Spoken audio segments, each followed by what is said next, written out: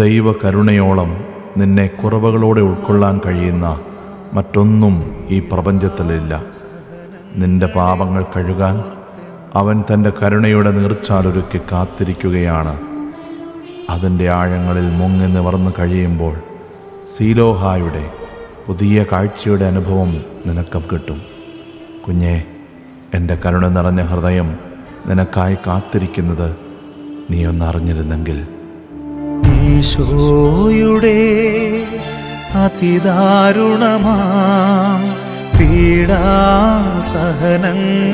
ഓർത്തെന്നും പിതാവേ